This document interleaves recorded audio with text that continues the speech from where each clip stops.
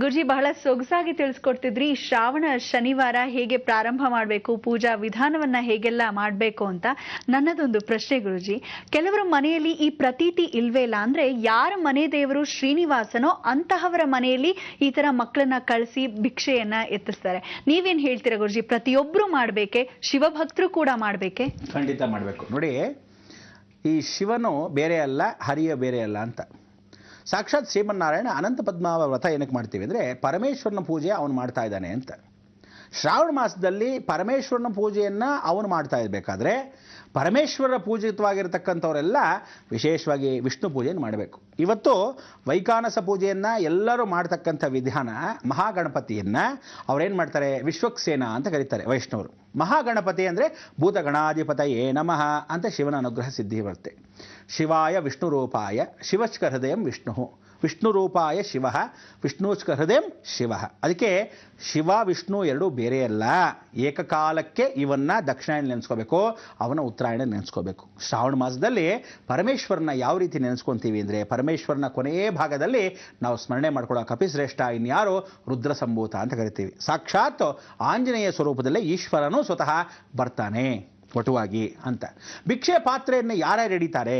ಮೊದಲನೇ ಭಿಕ್ಷೆ ಪಾತ್ರೆಯನ್ನು ಹಿಡಿದಿದ್ದೇ ಪರಮೇಶ್ವರ, ಗೊತ್ತಾ ನಿಮಗೆ?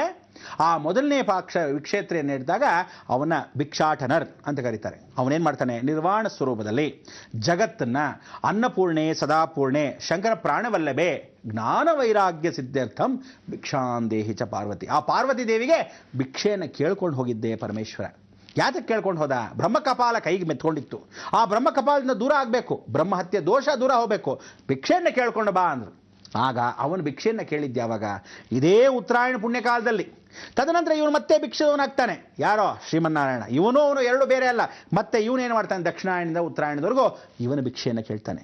ಭಗವಂತ ಇಬ್ಬರು ನಾರಾಯಣ ಹರಿ ಅಂತಕ್ಕಂಥ ವಿಚಾರವನ್ನು ಹೇಗೆ ಹೇಳ್ತೀವಿ, ಪರಮೇಶ್ವರ ಹರ ಅಂತಕ್ಕಂಥವನ್ನು ಇಬ್ಬರನ್ನೂ ಹಾಗೆ ಹೇಳ್ತೀವಿ. ಅದಕ್ಕೆ ಹರಿಹರ ಬೇರೆವಲ್ಲ ಅಂಥ ಒಂದು ಭೇದ ನಮ್ಮಲ್ಲಿಲ್ಲ.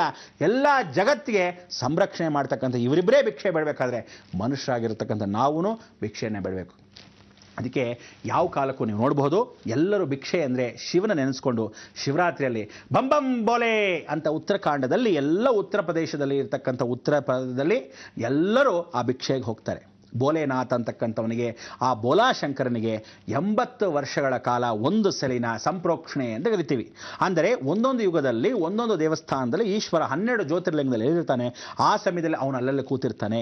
ಆ ಸಮಯದಲ್ಲಿ 12 ಅಂದರೆ ಪೂರ್ತಿಯಾಗಿರ್ತಕ್ಕಂಥ ಒಂದು ವರ್ಷದ ಕಾಲ, ಎಲ್ಲ ಋತುವಲ್ಲೂ ಅವನ ಸ್ಮರಣೆ ಮಾಡಿಕೊಂಡ ಕಾಲ. ಜ್ಯೋತಿರ್ಲಿಂಗವನ್ನು ದರ್ಶನ ಮಾಡಿದಾಗ ಭಿಕ್ಷೆಯನ್ನು ಕೇಳಿಕೊಂಡು ಭಗವಂತನ ದಾರಿಗೆ ಹೋಗಬೇಕು. ಅದಕ್ಕೆ ನಾವೇನು ಮಾಡ್ತೀವಿ, ಉಂಡಿಯನ್ನು ಕಟ್ಕೊತೀವಿ. ಆ ಉಂಡಿ ಬುತ್ತಿಯನ್ನು ಕಟ್ಕೊಂಡು ಭಿಕ್ಷೆಯನ್ನು ಬೇಡ್ಕೊಂಡು ಹೋದ ಹಾಗೆ ಅವನ ಭಿಕ್ಷೆಯನ್ನು ನಾವು ಎಲ್ಲರೇ ಸೇರಿಸ್ಕೊಂಡ್ವಿ. ಭಗವಂತನ ಹತ್ರ ನಮ್ಮ ಭಿಕ್ಷೆಯನ್ನು ಕೇಳ್ಕೊತೀವಿ. ಏನಂತ? ಪರಮೇಶ್ವರ ಲೋಕ ರಕ್ಷಣೆಗಾಗಿರ್ತಕ್ಕಂಥ ನಿನ್ನ ನಾವು ಸ್ಮರಣೆ ಮಾಡ್ಕೊಂಬಂದು ಮೋಕ್ಷಕ್ಕೆ ಕೇಳ್ಕೊತಾ ಇದ್ದೀವಿ. ನಾರಾಯಣ ಸ್ಮರಣೆಯನ್ನು ಕೇಳಿಕೊಂಡು ಲೋಕದಲ್ಲಿ ಮಾಯೆಯನ್ನು ಪರಿವರ್ತನೆ ಮಾಡೋದು. ಅದಕ್ಕೆ ಬ್ರಹ್ಮ ಮಾಯೆ, ಬ್ರಹ್ಮ ವರ್ಚಸ್ಸಲ್ಲಿ ಪರಮೇಶ್ವರ, ಮಾಯೆ ವರ್ಚಸ್ಸಲ್ಲಿ ವಿಷ್ಣು, ವಿಷ್ಣು ಮಾಯೇತಿ ಸಂಸ್ಥಿತ ಅಂತ.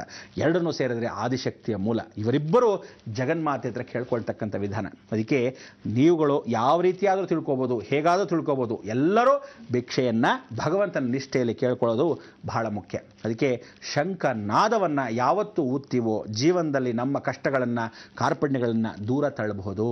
ಇದು ನಿಜವಾದ ಒಂದು ಪದ್ಧತಿ. ಈ ಶ್ರಾವಣ ಮಾಸದಲ್ಲೂ ಹಾಗೆ ಪರಮೇಶ್ವರನ ಮೊದಲಾಗಿ ಸ್ಮರಣೆ ಮಾಡ್ತೀವಿ ಮೊದಲನೇ ವಾರದಲ್ಲಿ, ಎರಡನೇದಾಗಿ ಸ್ಮರಣೆ ಮಾಡ್ತೀವಿ ಪರಿಪೂರ್ಣವಾಗಿ ನಾರಾಯಣ ಸ್ಮರಣೆಯಲ್ಲಿ, ಮೂರನೇದಾಗಿ ಸ್ಮರಣೆ ಮಾಡ್ಕೊತೀವಿ ಸಾಕ್ಷಾತ್ ನಾರದ ಸ್ಮರಣೆಯಲ್ಲಿ, ನಾಲ್ಕನೇದಾಗಿ ಸ್ಮರಣೆ ಮಾಡ್ತೀವಿ ಬ್ರಹ್ಮ ಸ್ಮರಣೆಯಲ್ಲಿ, ಕೊನೆಯದಾಗಿ ಸ್ಮರಣೆ ಮಾಡ್ತೀವಿ ಕಪಿಶ್ರೇಷ್ಠನ ಸ್ಮರಣೆಯಲ್ಲಿ. ಹೀಗೆ ಜೀವನ ಇಡೀ ಜಗತ್ತಿನ ಸ್ಮರಣೆಯನ್ನು ಮಾಡ್ಕೊಳ್ತಕ್ಕಂಥ ನಾವುಗಳು ಒಂದೊಂದು ರೂಪದಲ್ಲಿ ಯಾವಾಗ ಬರ್ತಾನೋ ಹೇಗೆ ಬರ್ತಾನೋ ಗೊತ್ತಿಲ್ಲ.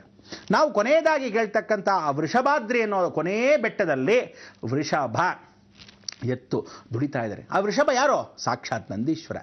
ಈ ನಂದೀಶ್ವರನು 7ನೇ ಬೆಟ್ಟ ಒಡೆಯಾಗಿರ್ತಕ್ಕಂಥ ಸಮಯದಲ್ಲಿ ಅವನು ವೃಷಭರೂಢನಾಗಿ ಬರ್ತಾನಂತೆ ಪರಮೇಶ್ವರ.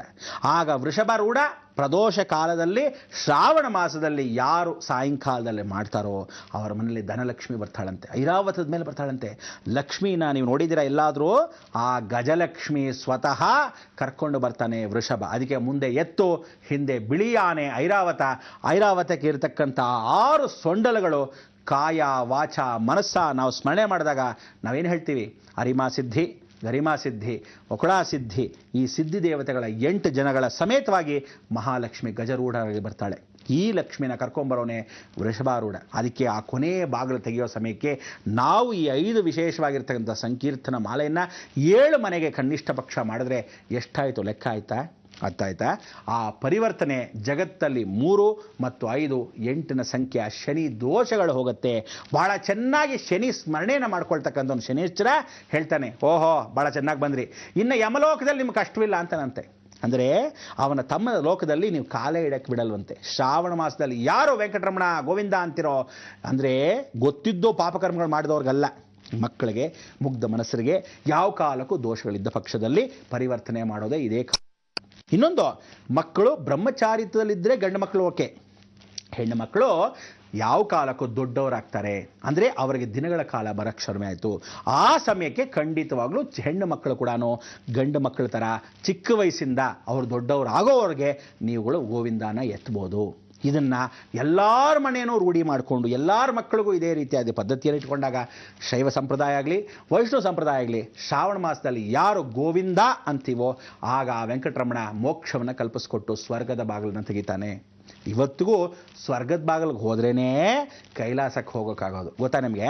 ಬ್ರಹ್ಮಲೋಕದಲ್ಲಿ ಬ್ರಹ್ಮಾಂಡದಲ್ಲಿ ವಾಸವಾಗಿದ್ದೀವಿ, ವೈಕುಂಠಕ್ಕೆ ಹೋದಾಗ ವೈಕುಂಠ ದ್ವಾರ ತೆಗೆದಾಗ ಶ್ರೀಮನ್ನಾರಾಯಣನ ಆವಾಗ ನಮಗೆ ಮೋಕ್ಷಕ್ಕೆ ಪರಮೇಶ್ವರನ ಹತ್ರ ಕೈಲಾಸಕ್ಕೆ ಕರ್ಕೊಂಡು ಹೋಗ್ತಾನಂತೆ. ಇಲ್ಲದೇ ಇದ್ರೆ ಕೈಲಾಸಕ್ಕೆ ದಾರಿ ಇಲ್ಲ, ಸುಮ್ಮನೆ ನೆಟ್ಟಿಗೆ ಹೋಗ್ಬಿಡೋಕ್ಕಾಗಲ್ಲ. ಅಂದರೆ ಇದರ್ಥ ಇವತ್ತು ನೀವು ನೋಡ್ಬೋದು, ಆದಿಶಂಕರಾಚಾರ್ಯರು ಬದ್ರಿನಾಥ್ಗೆ ಯಾರು ಕಾಲಿಡ್ತಿರೋ ಕೇದಾರ್ಗೆ ತದನಂತರ ಕರ್ಕೊಂಡು ಹೋಗ್ತೀನಿ, ಮಾನಸ ಸರೋವರಕ್ಕೆ ಕೈಲಾಸಕ್ಕೆ ಅಂದು ಕರ್ಕೊಂಡು ಹೋಗ್ತೀನಿ ಅಂತ ಮಾತನ್ನು ಕೊಟ್ಟು ನಾರಾಯಣ ಸ್ಮರಣೆಯನ್ನು ಮಾಡಿ ನಾರಾಯಣ ಪ್ರತಿಷ್ಠಾಪನೆ ಮಾಡಿರೋದೇ ಆದಿಶಂಕರಾಚಾರ್ಯರು. ಇವತ್ತಿಗೂ ನೀವು ಉತ್ತರ ಭಾರತದಲ್ಲಿ ನೋಡ್ಬೋದು, ಮೇಲ್ಗಡೆ ಫಸ್ಟ್ ಬದ್ರಿನಾಥ್, ತದನಂತರ ಕೇದಾರ್ನಾಥ್, ಆಮೇಲೆ ವಿಶೇಷವಾಗಿರ್ತಕ್ಕಂಥ ಕೈಲಾಸ. ಅಂದ್ರೇನು, ಯಾರು ನಾರಾಯಣ ಸ್ಮರಣೆ ಮಾಡ್ತಿರೋ ವೃಷಭಾರೂಢದಲ್ಲಿ ಕೇದಾರ್ನಾಥಕ್ಕೆ ಹೋದರೆ ಬೆಣ್ಣನ್ನು ನೋಡ್ಬೋದು, ಆ ನಂದೀಶ್ವರನು ಬರ್ಬೋದು ಅಂತಾನೆ. ಅದಕ್ಕೆ ಪ್ರದೋಷ ಕಾಲ, ಆ ಸಮಯದಲ್ಲಿ ಅವನು ಕೈಲಾಸಧಾರನ್ನು ತೋರಿಸ್ತಾನೆ. ಇಲ್ಲಿ ಈ 2 ಕೊಂಬಿನ ಮಧ್ಯದಲ್ಲಿ ಕೈಲಾಸ. ಅದಕ್ಕೆ ಹೇಳೋದು ವೈಕುಂಠ ಮೊದಲು, ತದನಂತರ ಕೈಲಾಸ. ಮೋಕ್ಷ ಅನುಗ್ರಹ ಸಿದ್ಧಿ, ಜ್ಞಾನ ಮೊದಲು, ಮೋಕ್ಷ ಸೆಕೆಂಡ್. ರಾಹು ಮೊದಲು, ಕೇತು ನೆಕ್ಸ್ಟ್. 2 ರೀತಿ ಮಾಡಿದ್ರೇನೆ ಶನೇಶ್ವರನೋ ನಾರಾಯಣ ನಾರಾಯಣ ಅನ್ನೋದು.